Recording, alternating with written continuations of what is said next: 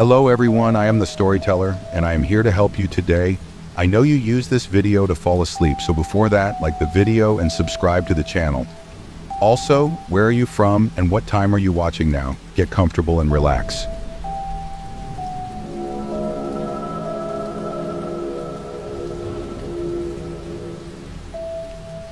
We discovered a rainforest on an unexplored mountain, and something discovered us.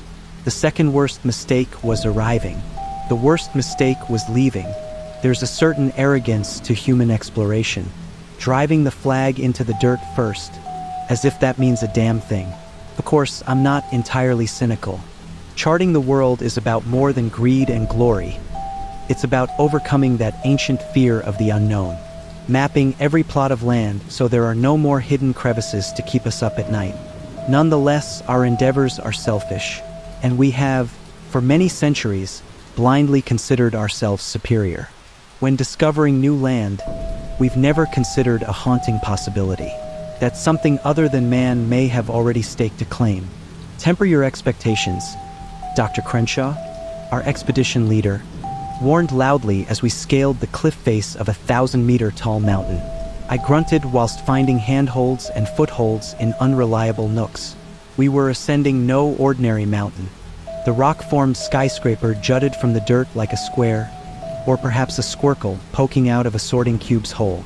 It was a flat-topped mound rising almost unnaturally out of the ground-level forest. A misshapen mountain sprouting bushy trees, like hairs from its level head. That old-growth rainforest we hoped would be untouched. We wanted to discover it before anyone else. It was an Inselberg, meaning island mountain. Such natural formations, which tower above flat land, are difficult to climb on account of their near-vertical sides. That was why we doubted any early humans would have managed to reach the top of the berg. We were ecstatic to be the first explorers to tread on that sky-high soil. An undiscovered piece of land is a rarity in the 21st century. It took nearly 2 hours to reach the mountaintop. Crenshaw was the first to disappear over the sharp edge.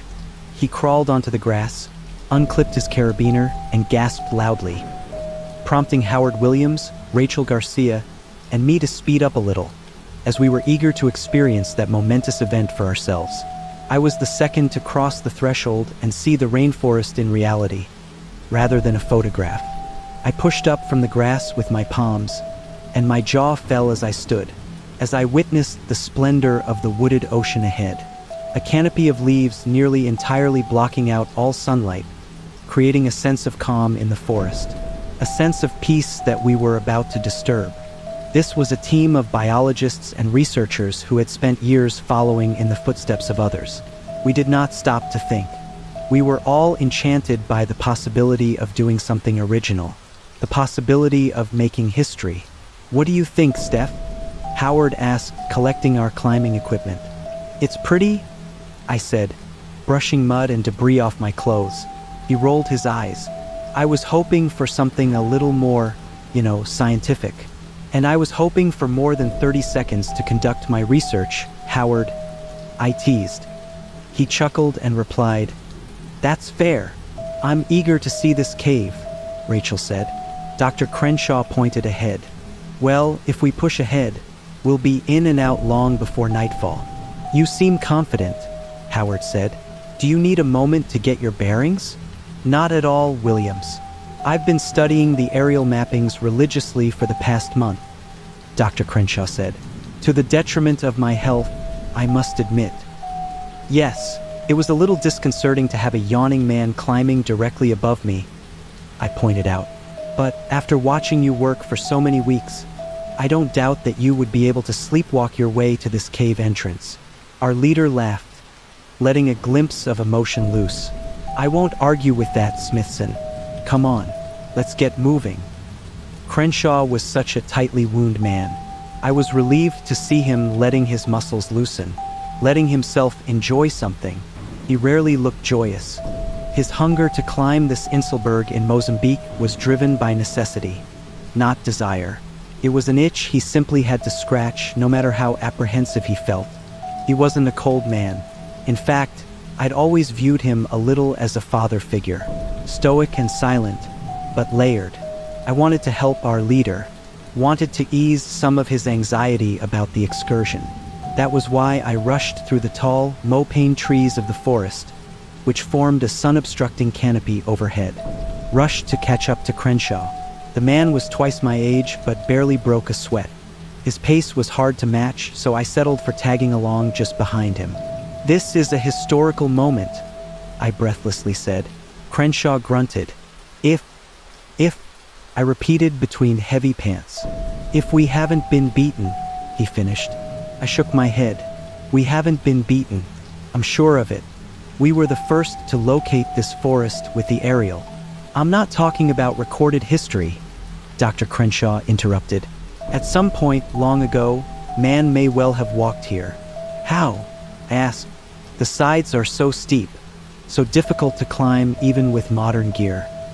Sometimes," the man began, slowing his stride, "things are difficult to see, Smithson," and then he stopped, causing me to almost bump into his back. "Careful, Steph," Rachel said, almost colliding with me. "What's the hold-up? Slow poke?" "We found it," Dr. Crenshaw whispered. The leader stepped aside, allowing the rest of the team to see what he had found. There was a hole in the dirt, the entrance to the cave, to a pocket within the mountain. "I'll unload the gear," Howard said, starting to unzip his rucksack. "No need," Crenshaw replied, pointing his torch into the chasm. "Look." The four of us crept towards the edge of the cave entrance below our feet, and we followed the bright beam. It illuminated a walkway protruding from cave's inner surface, a slope of rock hugging the wall and spiraling downwards. Not a single member of the team spoke for the next 30 seconds. Our gazes traced every surface revealed by the beam. I did not know for certain, but I presumed the sloping walkway continued right to the bottom, as the torch did not illuminate the cave's floor 100 feet below. Eventually, we all accepted the hole's inescapable purpose. "A stairwell," Rachel whispered. Crenshaw nodded. "Yes, Garcia, a stairwell." "So we're not the first," Howard sighed.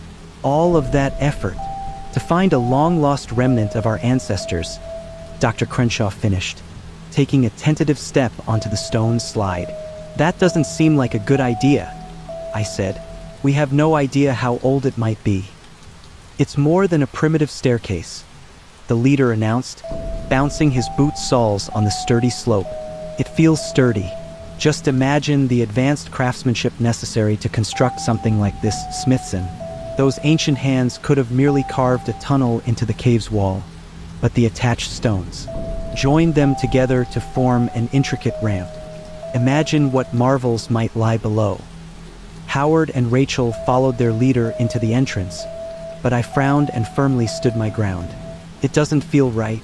What kind of prehistoric civilization would have been able to achieve this? None of my team members answered, and I realized, as they kept walking, that I would either have to follow or be left alone. Left in a forest which did not fill me with as much wonder as I had expected. I chose to follow. I hurried to catch up to my colleagues, hardly noticing that they had stopped walking, had stopped to stare in awe at the wall. "Careful," I laughed, echoing Rachel's earlier caution as I nearly bumped into her. "There's no handrail up here," she pointed at the wall. "Look at this step." I followed the light of Crenshaw's torch to several lines of markings on the cave wall. The four of us moved closer to the symbols with incremental waddles, as there was little room on the 3 feet wide slope. But moving nearer did nothing to answer burning questions. The marks, falling somewhere between drawings and hieroglyphs, became less discernible the closer I looked. It was as if the shapes were shifting, endlessly restructuring. I told myself, of course, that it's just a trick of the light. I felt silly, as I'd explored countless cave systems across the planet, and I'd never been afraid of the dark before, never been afraid of the unexplained. But there was a secret in that place I knew we weren't meant to learn. Something in my mind, or perhaps my very body, rejected the cave, reacted violently, screeching at me to drag the four of us out of there. Some small part of me, however, wouldn't cooperate. "You're the expert," Howard said to Crenshaw. "What is this?" "It's beautiful," the leader answered in a faint whisper. There was a detached expression on his face, an absent, unwilling nature to the way in which he raised a shaky hand towards the wall. Crenshaw was always detached, of course, but never like this. He was always lost in thought, but there no longer seemed to be anything behind the man's teary eyes. "Get a hold of yourself," I berated myself. "This is once-in-a-lifetime opportunity for your career. Do not fumble it." "We should record this," Rachel timidly suggested as our leader brushed his fingertips against the etchings. "Dr. Crenshaw, I don't think we should do that. We wouldn't want to damage it."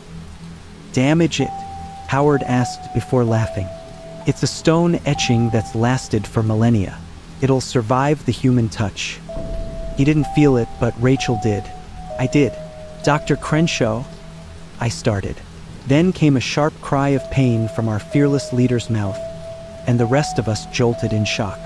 We steadied ourselves quickly, thankfully, managing not to plummet over the side of the slope. And Crenshaw's hand retracted, whipped backwards with what sounded like the crack of bones, except the awful noise came from the wall itself. "Crenshaw," Howard cried. "Are you okay?" "Yes," the man murmured. He lifted his index finger into the light of his torch, revealing a thin trickle of red spilling down the back of his hand. "How did you do that?" Howard asked. "Did you cut it on something?" I started to take off my rucksack. "I've got the first aid kit." Dr. Crenshaw shook his head and shone the torch beam onto the wall again. "That won't be necessary." Only I seemed to see it as the man quickly drew his torch away, but my photographic memory always serves me well. There had undoubtedly been a difference in the drawing. One of the shapes had vanished. The squiggles or glyphs meant nothing to me, but I could see each of them clearly in my mind. There had been, amongst the rows of etchings, a trapezium bearing two small dots within. It was missing from the end of the final line, from the spot on the wall that I was certain Crenshaw had touched with his outstretched forefinger. But I have no idea why I didn't tell the others that.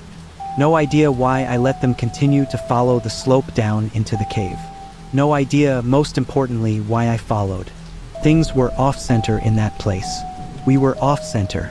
My eyes scanned the walls erratically as we descended deeper and deeper. The lack of any further etchings only made me fear that they had been there, but vanished.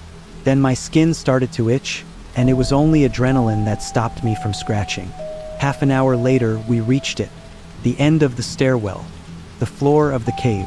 And once he'd stepped off the stone slope, Dr. Crenshaw turned to cast his light onto the team. Everybody was uncharacteristically quiet, and I didn't like it. I didn't like that. As we followed the sloping staircase, I'd noticed Howard and Rachel scratching at their skin too. Red, nail-carved streaks marked their napes. "I need to stop," Rachel mumbled, swaying on her feet. In response to her request, strangely, Dr. Crenshaw faced away from us. He swung his torch to face the large, black tunnel ahead. The true cave. By my estimations, this tunnel can only be at most 30 acres long. The leader grumbled. At a brisk pace, we could reach the end in half an hour. "We must soldier onwards, Garcia." I crossed the cave's floor over to Rachel, her shuddering form barely visible with Crenshaw's torch facing the other way. The man was just standing still, staring into the dark mouth of the cave. Its real mouth, not the stairwell we'd followed. By the time I reached my colleague, she had turned pale. Even in the scarce light, that much was clear. Her rows of teeth were knocking against one another, and when I placed the back of my hand against her brow, her skin iced mine, left me with the hot sting of touching something below freezing. Of course, that seemed impossible, given the cave's stifling temperature. I was sweating. I didn't understand how Rachel could be cold. "Dr. Crenshaw," I barked as our leader eyeballed the black abyss ahead. "We need to get Rachel out of here now. She requires medical attention." "Aren't you a woman of medicine?" Crenshaw muttered quietly. I clenched my fists. "I'm a biologist, Dr. Crenshaw. You know that. But I don't know what's happening to her." Rachel was starting to squat and shrink into herself, so I guided her down to the ground. "Cold?"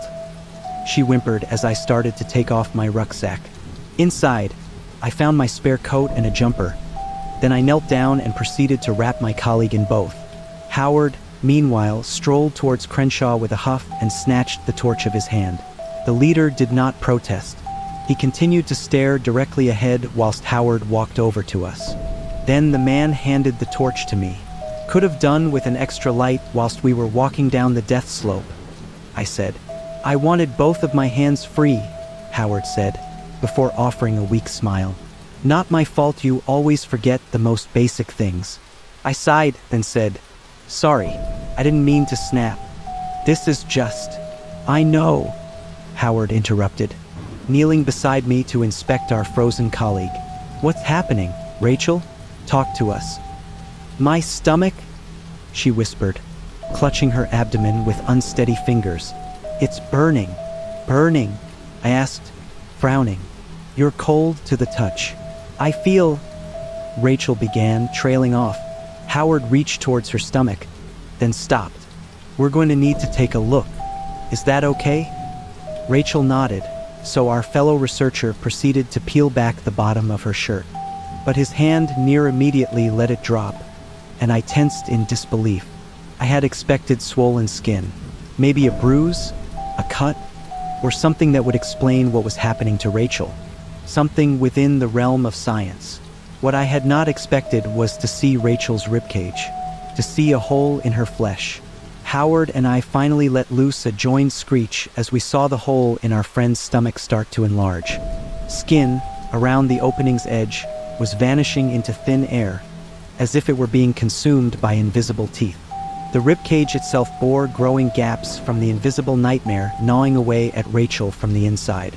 And behind that disappearing skeleton, there were no innards, not even desecrated innards. In the emptiest of Rachel's skin outfit, there were crystals. Bulky, blue crystals stained with a smattering of reddish-brown. Howard threw up so instantaneously that he didn't manage to turn away, and a thick stream of vomit filled our friend's body. This revolting sight, of course, sparked a round of projectile expulsion from my own crying lips. Once Howard and I had finished, I moved the torch beam up her body so we wouldn't have to look at the awful, widening opening any longer. Rachel's face, completely devoid of color, looked back at me. Her eyes were harrowing, full of pain, but not quite pleading for an end, as she seemed unaware of what was happening to her. Thankfully, she was too weak to look down. There came the sound of Crenshaw's footsteps disappearing into the black tunnel. He was exploring without any light at hand, seemingly tiring of waiting, and I looked up for a moment, stared into the blackness, eyes tracking the sound of his fading steps. Now, with no more adrenaline coursing through my veins, I am aware that I felt something. Something at the very far end of the tunnel. Something large, still, and malevolent. Something watching.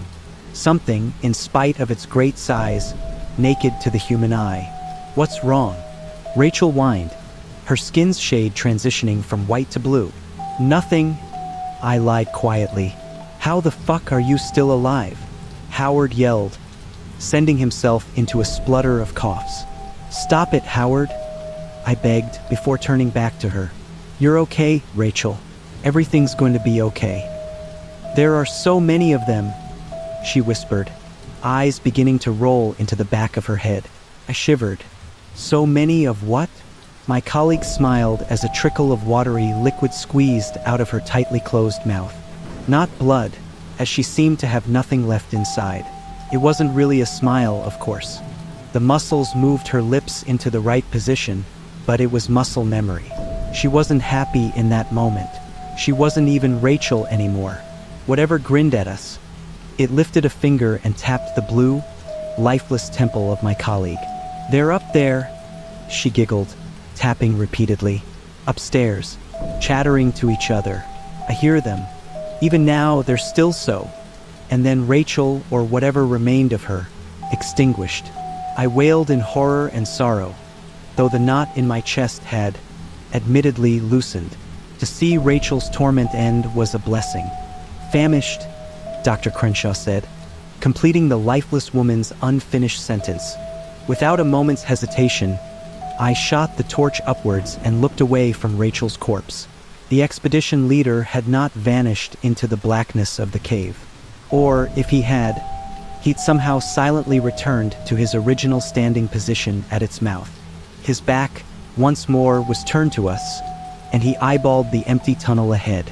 Dr. Crenshaw was not the same as he had been, however, which drew more horrified yelps from Howard and me. The back of our leader's head was missing.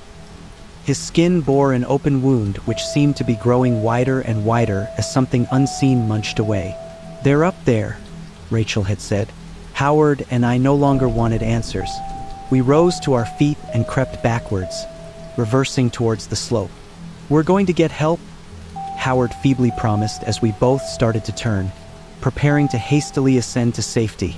I kept my torch beam on the floor below, illuminating Dr. Crenshaw, who still refused to turn and face us. But as Howard and I followed the spiraling staircase upwards, the side of our leader's body came into view. The side of his face. Once we were near directly above the frozen, mutilated man, Howard clutched tightly to my shaking body, and I leaned over the edge of the slope, casting the torch downwards. "Please stay there," I weakly requested, eyeballing the statue beneath our feet. Terrifyingly, I did not feel fear for Dr. Crenshaw, but for my fleeing colleague and me, a feeling justified by the project leader's head snapping backwards. I nearly slipped over the edge, saved only by Howard's firm grip, as Crenshaw's face cranked upwards. Only there was no face left at all. "They are too small to be seen," the man whispered without a mouth, without vocal cords. "We enter their home and they enter ours." Dr. Crenshaw's eyes, glazed and aimless like those we'd seen on Rachel, sat above a stretching opening in his face, what had once been his face. His mouth and nose had been consumed by that unstoppable, unseen mass. Then, when the wound eventually swallowed his eyeballs, Howard and I watched each of those tearful spheres turn into red and white mist. Mist swallowed, like everything else, by thin air. Only holes remained, cutting a tunnel from the front to the back of Crenshaw's head. The beam of my torch bored straight through to the other side for a drawn-out second.